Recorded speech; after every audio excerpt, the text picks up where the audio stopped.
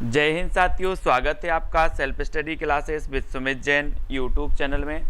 दोस्तों आज का वीडियो स्टार्ट हो चुका है, तो सभी लोग लाइव आ जाएं। वीडियो को लाइक और शेयर अवश्य करना है, ठीक है।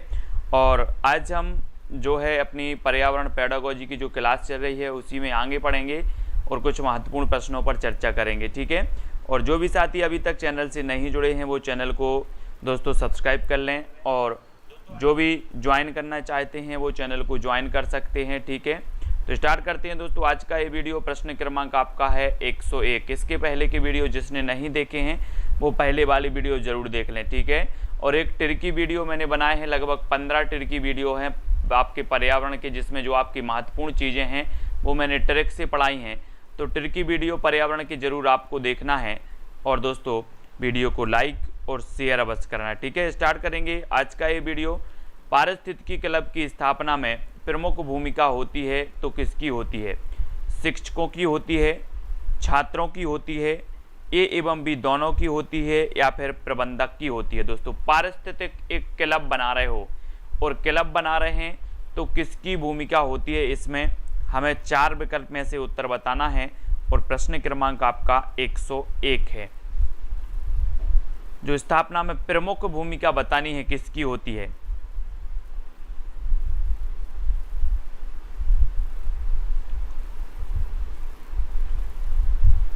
तब आपका बिल्कुल सही आंसर होगा दोस्तों ए एवं बी दोनों की। पारिस्थितिकी क्लब की स्थापना में जो प्रमुख भूमिका होती है वो दोनों की होती है, यानी कि जो आपका विकल्प नंबर सी है वो आपका बिल्कुल सही हो जाएगा, ठीक है। सी नंबर आपका बिल्कुल सही हो जाएगा। देख लेते हैं अगला प्रश्न। विद्यालय उद्यान उदाहरण है तो किसका उदाहरण है? दोस्तों विद्यालय उद्यान बताना है, किसका उदाहरण है? विद्यालय उद्यान पर्यावरणीय पाठ्यक्रम सहगामी क्रिया का, पर्यावरणीय प्रयोग का, पर्यावरणीय दक्षता का, पर्यावरणीय कौशलों का। ये 4 विकल्प में से हमें चयन करना है कि विद्यालय उद्यान जो है ये किसका उदाहरण होता है। प्रश्न क्रमांक है 102 और उत्तर आपको बताना है। तब आपका बिल्कुल सही आंसर क्या होगा? विद्यालय उद्यान उदाहरण किसका है?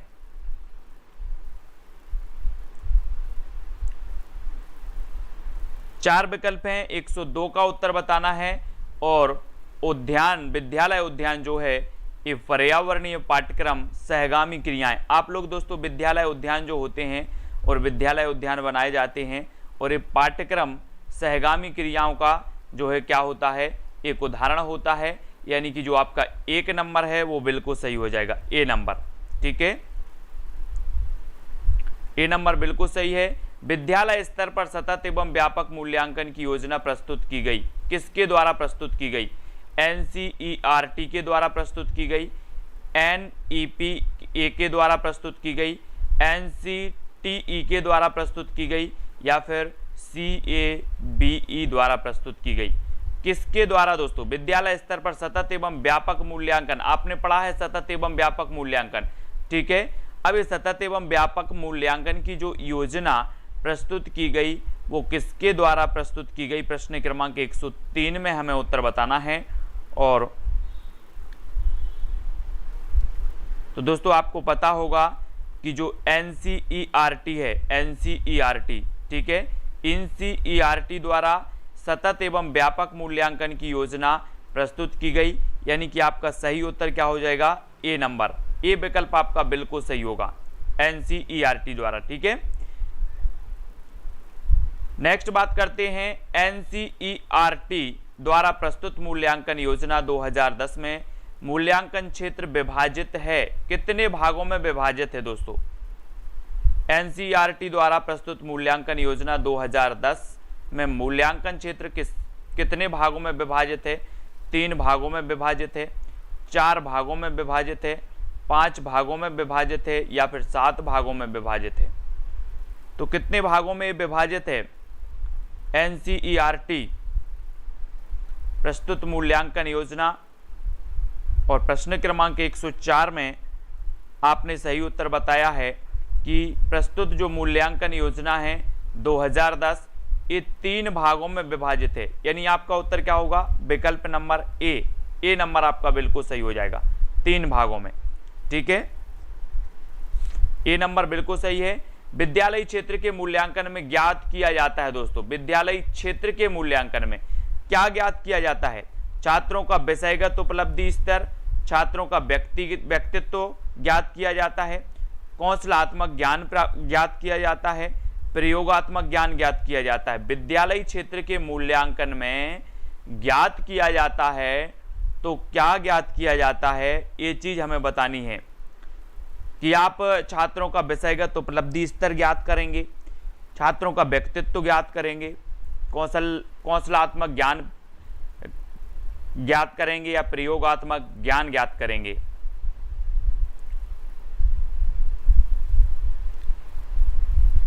तब प्रश्न क्रमांक 105 है और 105 में आपको बताना है उत्तर कि विद्यालय क्षेत्र के मूल्यांकन में छात्रों का विषयगत उपलब्धि स्तर क्या रहा है वो ज्ञात किया जाएगा। यानी कि जो आपका ए नंबर है वो बिल्कुल सही है।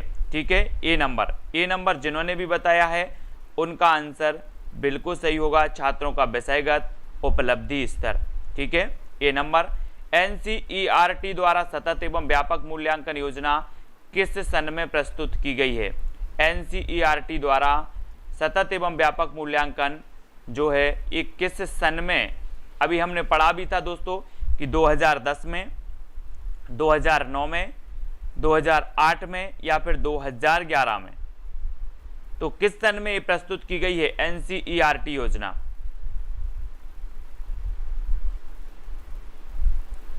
प्रश्न क्रमांक 106 का आंसर बताना है हमें, राइट आंसर।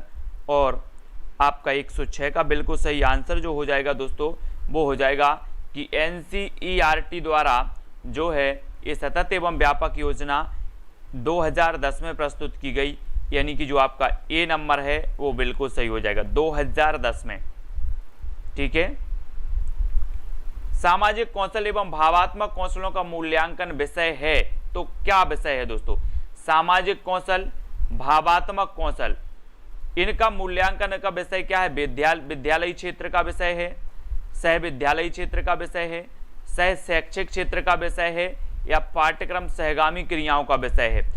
आप सामाजिक कौशल का जो है ग्रहण कर रहे हैं, प्राप्त कर रहे हैं, भावात्मक कौशल प्राप्त कर रहे हैं, है ना? तो ये जो विषय है इसका जो मूल्यांकन है वो किस विषय का है आपको बताना है। विद्यालय क्षेत्र का है, विद्यालय क्षेत्र के अंतर्गत ये आएगा कि सह विद्यालय क्षेत्र के, सह शैक्षिक क्षेत्र के या फिर पाठ्यक्रम सहगामी क्रियाओं के, ये चीज बतानी है। और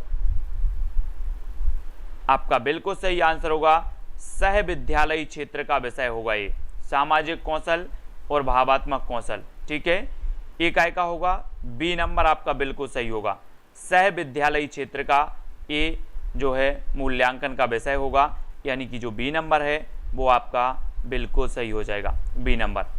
सृजनात्मक गतिविधियों का मूल्यांकन संबंधित है, तो किससे संबंधित है? विद्यालयी क्षेत्र से, सह विद्यालयी क्षेत्र से, सह शैक्षिक गतिविधियों से या फिर क्रीड़ा क्षेत्र से। सृजनात्मक गतिविधियों का जो मूल्यांकन है वो किससे संबंधित है? सृजनात्मक गतिविधियों का।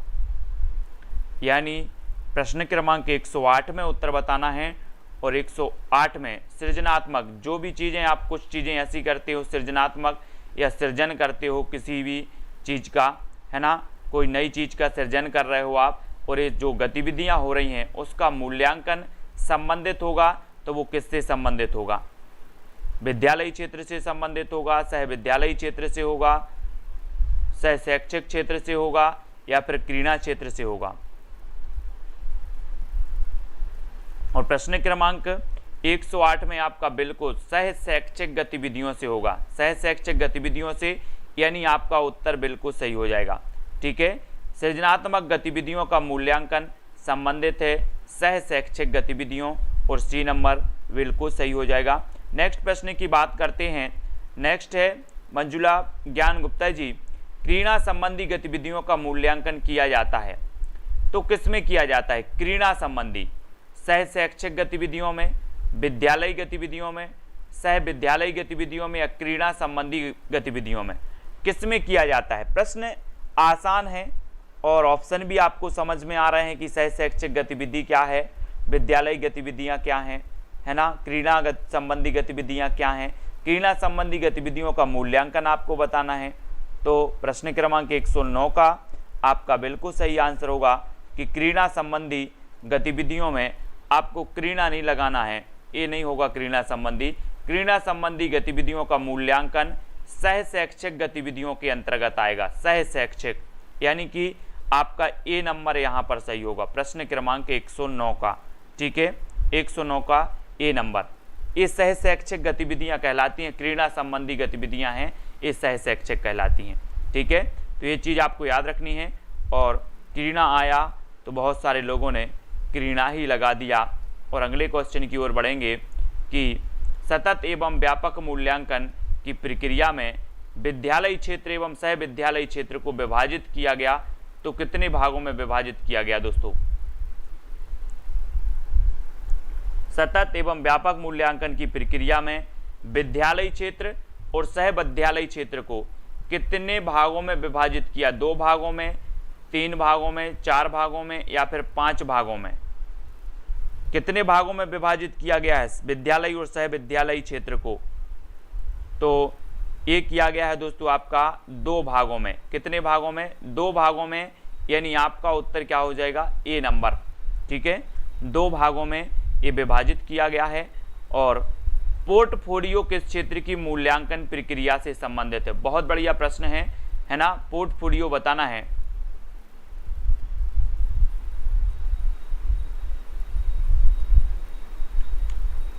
पोर्टफोलियो किस क्षेत्र की मूल्यांकन प्रक्रिया से संबंधित है। 4 विकल्प हैं। पहला विकल्प है विद्यालय क्षेत्र से, दूसरा सह विद्यालय क्षेत्र से, तीसरा है सह शैक्षिक क्षेत्र से, चौथा है क्रीड़ा क्षेत्र से। तो पोर्टफोलियो किस क्षेत्र की मूल्यांकन प्रक्रिया से संबंधित है, प्रश्न क्रमांक 111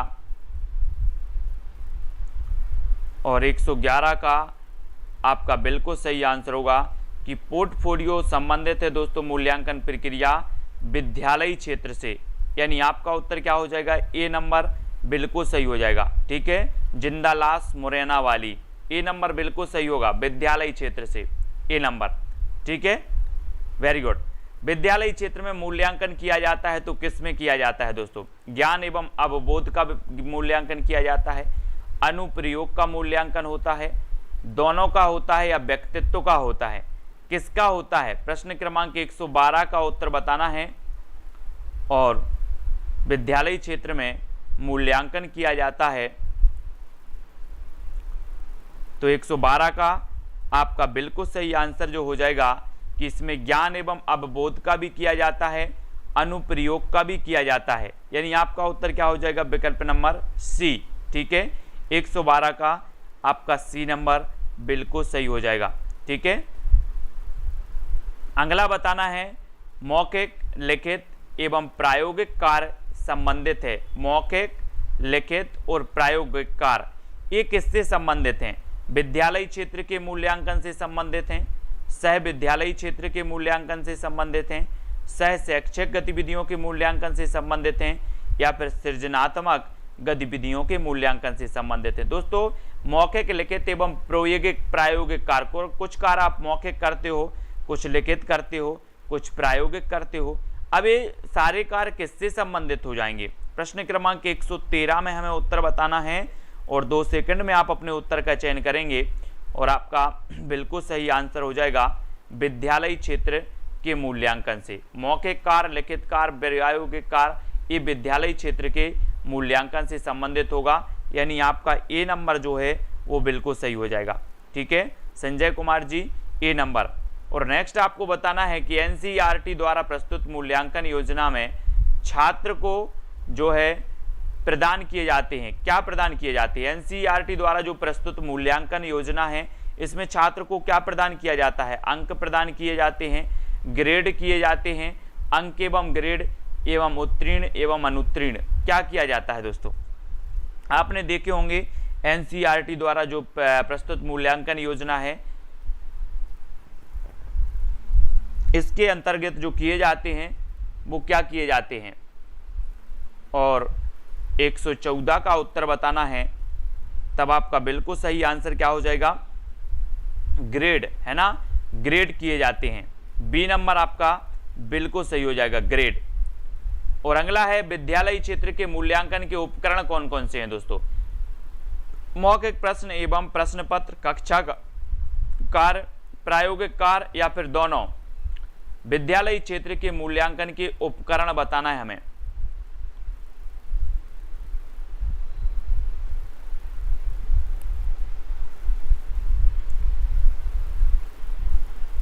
और आपका राइट आंसर हो जाएगा कि मौखिक प्रश्न एवं प्रश्न पत्र भी है और कक्षा कार्य भी है, यानी कि विकल्प नंबर जो सी है वो बिल्कुल सही हो जाएगा, सी नंबर। ठीक है, सी नंबर आपका बिल्कुल सही होगा। नेक्स्ट देखें, संरचनात्मक आकलन एवं समेकित आकलन संबंधित है तो किससे संबंधित है?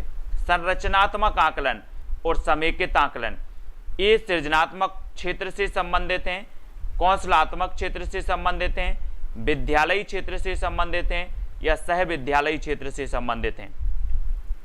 और प्रश्न क्रमांक 116 का उत्तर हमें बताना है। और 116 में जो आपका बिल्कुल सही आंसर होगा वो क्या होगा दोस्तों कि जो संरचनात्मक आकलन और समेकित आकलन है ये संबंधित होता है विद्यालयी क्षेत्र, यानी आपका उत्तर होगा सी नंबर। ठीक है, प्रश्न क्रमांक 116 का सी नंबर आपका बिल्कुल सही हो जाएगा। और नेक्स्ट प्रश्न आपको बताना है कि ब्लूप्रिंट का संबंध किससे होता है। 2 सेकंड में आप अपने उत्तर का चयन करेंगे। ब्लूप्रिंट का जो संबंध होता है वो प्रश्न पत्र निर्माण से होता है, सृजनात्मक गतिविधियों के मूल्यांकन से होता है, प्रयोगात्मक मूल्यांकन से होता है, क्रीड़ा संबंधी गतिविधियों के मूल्यांकन से होता है। ये 4 विकल्प हैं। 117 का हमें चयन करना है, किससे होता है ब्लूप्रिंट का संबंध। और आपका बिल्कुल सही आंसर होगा 117 का दोस्तों, क्या हो जाएगा? ए, प्रश्न पत्र निर्माण से, है ना। ब्लूप्रिंट का संबंध होता है प्रश्न पत्र निर्माण से और ए नंबर आपका बिल्कुल सही हो जाएगा। ठीक है, सामाजिक एवं व्यक्तिगत विशेषताओं के मूल्यांकन की तकनीकी है तो कौन सी है? सामाजिक एवं व्यक्तिगत विशेषताओं के मूल्यांकन की तकनीकी बताना है। अवलोकन है, साक्षात्कार है, दोनों हैं या फिर प्रश्न पत्र है। सामाजिक एवं व्यक्तिगत विशेषताओं की मूल्यांकन की तकनीक बतानी है प्रश्न क्रमांक 118 में। और अवलोकन भी है और साक्षात्कार भी है, यानी आपका उत्तर क्या होगा? विकल्प नंबर सी, दोनों ही सही हो जाएगा। ठीक है, सी नंबर। सतत एवं व्यापक मूल्यांकन में व्यक्तिगत एवं सामाजिक विशेषताओं के संदर्भ में छात्रों को ग्रेड प्रदान किया जाता है। माह में 1 बार ग्रेड प्रदान किया जाता है, माह में 2 बार, 3 माह में 1 बार या फिर 6 माह में 1 बार। तो आपको बताना है सतत एवं व्यापक मूल्यांकन पे व्यक्तिगत एवं सामाजिक रूप से जो है विशेषताओं के संदर्भ में छात्रों को ग्रेड प्रदान किया जाता है तो कब किया जाता है? प्रश्न क्रमांक 119 का आंसर बताना है। और 119 का आपका बिल्कुल सही आंसर होगा कि माह में 1 बार, माह में 1 बार, यानी आपका उत्तर होगा ए नंबर। ठीक है, ए नंबर आपका बिल्कुल सही हो जाएगा। शिक्षण उपादान का संबंध होता है तो किससे होता है? यानी 120 का उत्तर आपको बताना है। शिक्षण उपादान, उपलब्धि स्तर, ग्रहण करना, दोनों से या फिर कला से। प्रश्न क्रमांक 120 का उत्तर बताना है। और जो भी दोस्तों चैनल के ज्वाइन मेंबर बनना चाहते हैं वो चैनल को ज्वाइन कर सकते हैं। ठीक है, ज्वाइन कर सकते हैं, ज्वाइन मेंबर जिसको भी बनना है, जिसमें आपको राशि पेड करनी पड़ती है कुछ, और आपका जो कमेंट है वो आपका हाईलाइट करके दिखेगा। आपको और भी सुविधाएं हैं बहुत सारी, वो चैनल की तरफ से दी जाती हैं, यूट्यूब की तरफ से आपको दी जाती हैं। ठीक है, तो शिक्षण उपादान का संबंध जो होता है वो किससे होता है? और 120 का आपका बिल्कुल सही आंसर होगा कि उपलब्धि स्तर से भी होता है और ग्रहण करने से भी होता है, यानी आपका सही उत्तर क्या हो जाएगा? दोनों से। शिक्षण उपादान का संबंध उपलब्धि स्तर और ग्रहण करना, ये दोनों से ही माना जाता है। और सी नंबर आपका बिल्कुल सही हो जाएगा। शिक्षण उपादान का प्रथम चरण संबंधित होता है तो शिक्षक से, शिक्षण से, शिक्षण कला से या शिक्षण विधियों से। किससे होता है? शिक्षण उपादान का प्रथम चरण संबंधित है तो किससे संबंधित होता है?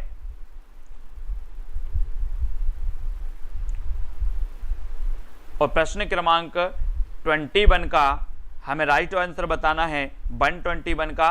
और शिक्षण उपादान का जो प्रथम चरण होता है दोस्तों वो होता है शिक्षक से। ठीक है, शिक्षक से, यानी कि आपका जो ए नंबर है वो बिल्कुल सही हो जाएगा।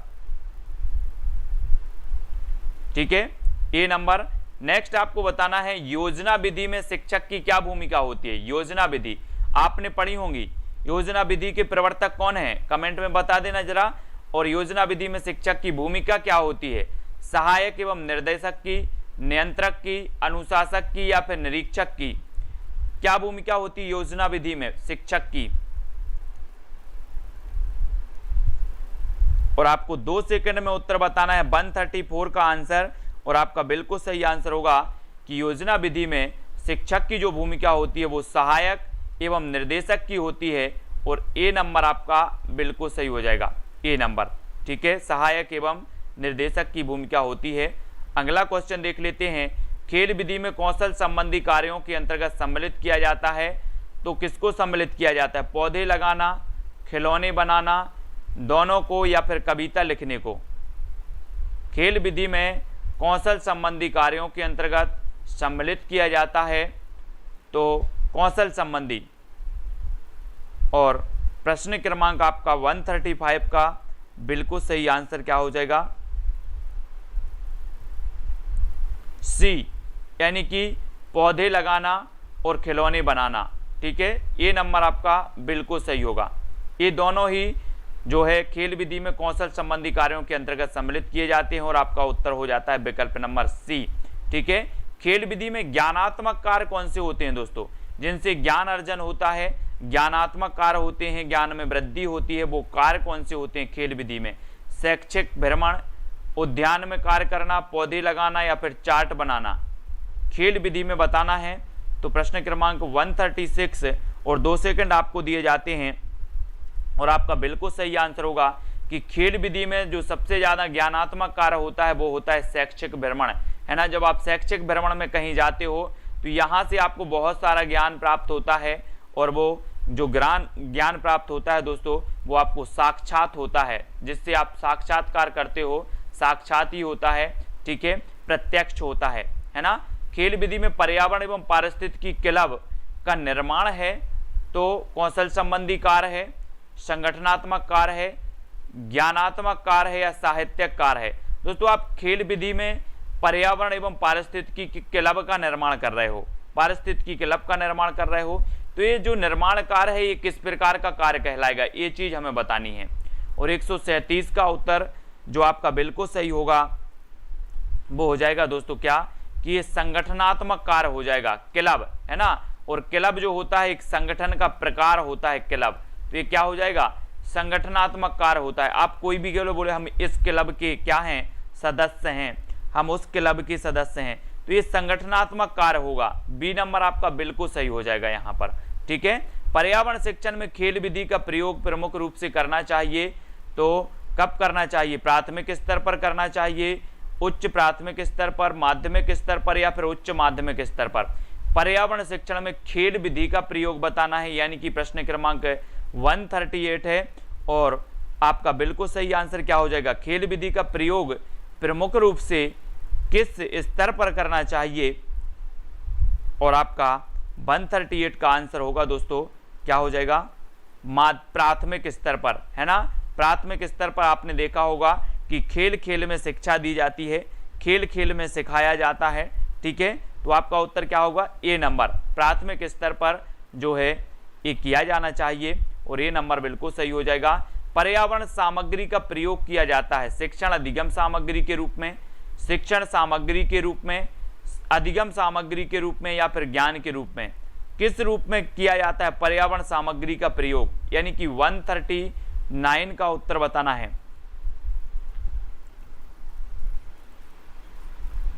और पर्यावरण सामग्री का जो प्रयोग किया जाता है दोस्तों वो किया जाता है शिक्षण अधिगम सामग्री के रूप में, यानी कि आपका उत्तर क्या हो जाएगा, विकल्प नंबर ए। ठीक है, ए नंबर आपका बिल्कुल सही होगा। पर्यावरण का शिक्षण विधि के रूप में प्रयुक्त करने का लाभ क्या होता है? पर्यावरण का शिक्षण विधि के रूप में प्रयुक्त करने का लाभ क्या होता है? शिक्षण अधिगम सामग्री में प्रभावशीलता, ज्ञान में स्थायित्व, मनोरंजन, खेल खिलाना।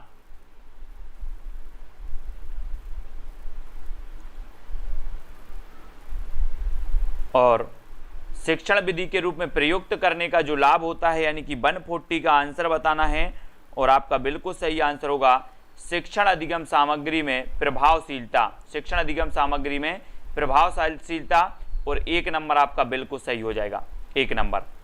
ठीक है, नेक्स्ट आपको बताना है दोस्तों, प्रस्तावना कौशल एवं व्याख्या कौशलों को माना जाता है अधिगम कौशल माना जाता है, शिक्षण कौशल माना जाता है, शिक्षण अधिगम कौशल माना जाता है या फिर ज्ञानात्मक कौशल माना जाता है? प्रस्तावना कौशल एवं व्याख्या कौशलों को माना जाता है तो क्या माना जाता है? यानी कि 141 का आंसर बताना है।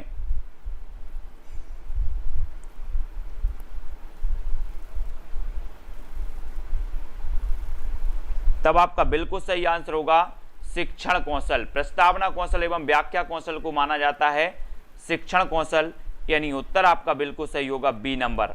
ठीक है, बी नंबर सही हो जाएगा। शिक्षण अधिगम प्रक्रिया का स्वतंत्र चर कौन सा है दोस्तों? आपने देखा होगा एक स्वतंत्र चर होता है ना, एक होता है आश्रित चर, एक होता है माध्यम चर, है ना। ये चर होते हैं शिक्षण अधिगम प्रक्रिया के। अब यहाँ आपको बताना है कि स्वतंत्र चर कौन सा है। शिक्षार्थी को स्वतंत्र चर कहा जाएगा, शिक्षक को कहा जाएगा, पाठ्यक्रम या शिक्षण अधिगम सामग्री को कहा जाएगा। किसको स्वतंत्र चर कहा जाएगा? यानी कि 142 का आंसर बताना है। और आपको पता है कि शिक्षण अधिगम प्रक्रिया में जो स्वतंत्र चर होता है वो होता है शिक्षक। शिक्षक यानी बी नंबर आपका बिल्कुल सही हो जाएगा। ठीक है, शिक्षण अधिगम प्रक्रिया का आश्रित चर कौन सा है दोस्तों? आश्रित चर, ये चर आपको पता होनी चाहिए शिक्षण अधिगम प्रक्रिया में, है ना। तीनों चर पता होनी चाहिए और आपका बिल्कुल सही है दोस्तों। आश्रित चर होता है कौन? शिक्षार्थी। शिक्षार्थी आश्रित चर होता है, यानी आपका बिल्कुल सही आंसर होगा विकल्प नंबर बी, है ना। पाठ्यक्रम को किस प्रकार का चर माना जाता है? पाठ्यक्रम को किस प्रकार का चर माना जाता है? स्वतंत्र चर, नियंत्रित चर, मध्यस्थ चर या फिर आश्रित चर? प्रश्न क्रमांक 144 का उत्तर बताना है। पाठ्यक्रम को किस प्रकार का चर माना जाता है? और 144 में आपका बिल्कुल सही आंसर होगा कि मध्यस्थ चर। अब देखना यहाँ पर दोस्तों कि पाठ्यक्रम को माना जाता है मध्यस्थ चर, पाठ्यक्रम को मध्यस्थ चर, ठीक है, शिक्षार्थी को आश्रित चर और शिक्षक को स्वतंत्र चर। ठीक है, तो ये तीनों चर आपको याद रख लेना है। आपसे पूछा जाएगा कि शिक्षक को कौन सा चर के अंतर्गत रखा जाता है, तो स्वतंत्र, शिक्षार्थी को आश्रित, पाठ्यक्रम को मध्यस्थ। ठीक है, ये चीज याद रखेंगे। और शिक्षक का नकारात्मक व्यवहार किस क्षेत्र की समस्या है? ये 4 विकल्प हैं, 145 का उत्तर। और ये चैलेंज प्रश्न है दोस्तों, आपको ये चैलेंज प्रश्न का उत्तर आपको ही बताना है कि शिक्षक का नकारात्मक व्यवहार किस क्षेत्र की समस्या है। शिक्षक संबंधी समस्या है, छात्र संबंधी समस्या है, पाठ्यक्रम संबंधी समस्या है या फिर शिक्षण विधि संबंधी समस्या है। ये 4 विकल्प में से सभी लोग चयन करके कमेंट में आपको लिखना है। वीडियो के बाद में भी आप कमेंट लिख जाएंगे, ठीक है, और वीडियो को लाइक भी करना है। ठीक है, और जो भी साथी अभी तक चैनल से नहीं जुड़ पाए हैं, चैनल को सब्सक्राइब नहीं कर पाए हैं और ज्वाइन मेंबर जिसको भी चैनल का बनना है वो ज्वाइन मेंबर बन सकते हैं, जिनमें यूट्यूब की तरफ से बहुत सारी व्यवस्थाएं आपके लिए की गई हैं दोस्तों। कि आपको एक तो आपका जो कमेंट है वो आपका हाईलाइट किया जाएगा, आप कमेंट करेंगे तो आपका एक आपको क्या दिया जाएगा, इमोजी दिया जाएगा, एक आपको इमोजी दिया जाएगा। साथ ही जो ऐसी कुछ क्लासें ऐसी होती हैं जो केवल ज्वाइन मेंबर को ही मिल पाएंगी, बाकी अदर मेंबर को नहीं मिलेंगी। ठीक है, और आप कोई भी जो है आपका सोशल मीडिया प्लेटफॉर्म पर भी आप चैट कर सकते हैं और पर्सनल चैट पर भी आपकी ध्यान दिया जाएगा, है ना। कोई भी आपका क्वेश्चन है उस पर भी ध्यान दिया जाएगा। और इस चैनल का यूट्यूब की तरफ से एक अच्छा कदम है ज्वाइन बटन का, कि जिसमें आपको ज्वाइन जो भी होना चाहते हैं वो ज्वाइन हो सकते हैं। ठीक है, ज्वाइन बटन आपको चैनल पर आपको सेल्फ एससी के बाजू में ज्वाइन बटन लिखा होगा तो वो ज्वाइन आप कर सकते हैं।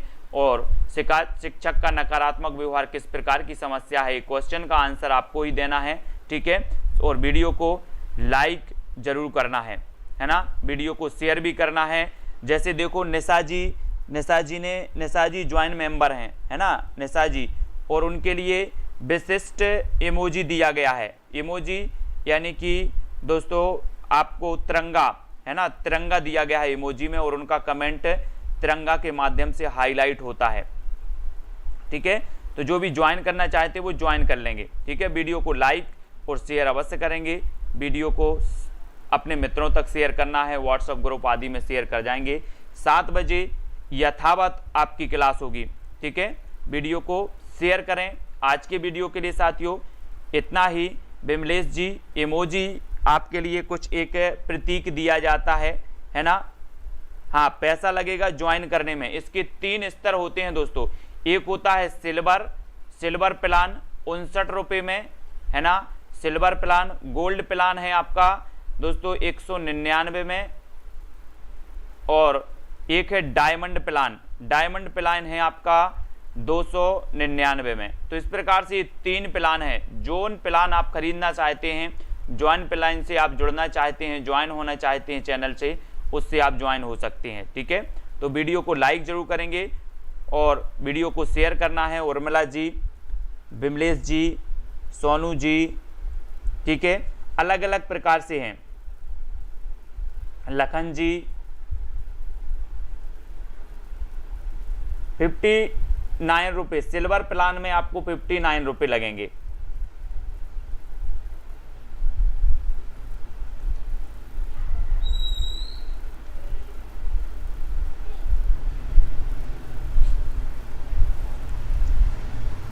अंजलि धाकड़ जी, संजय जी,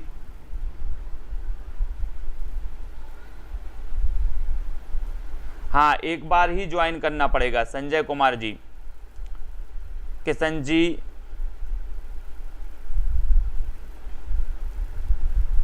विमलेश जी, है ना। और जो ज्वाइन बटन होते हैं उनमें अलग अलग होते हैं। इनमें अलग अलग सिल्वर प्लान में आपको कुछ ऐसी सुविधाएं दी जाती हैं कि आपको इमोजी दिया जाएगा, और केवल आपको जो कुछ क्लासें होंगी जो केवल ज्वाइन बटन वाले वो देख सकेंगे, ठीक है। बाकी और जो गोल्ड प्लान है उसमें और भी सुविधाएं होती हैं कि जैसे आप हमसे टोटल लाइव चैट कर सकते हैं, यूट्यूब से कोई भी प्रश्न है वो आप पूछ सकते हैं, है ना। तो ये सारी सुविधाएं होती हैं, और आपका हर महीने इमोजी बदलता जाता है।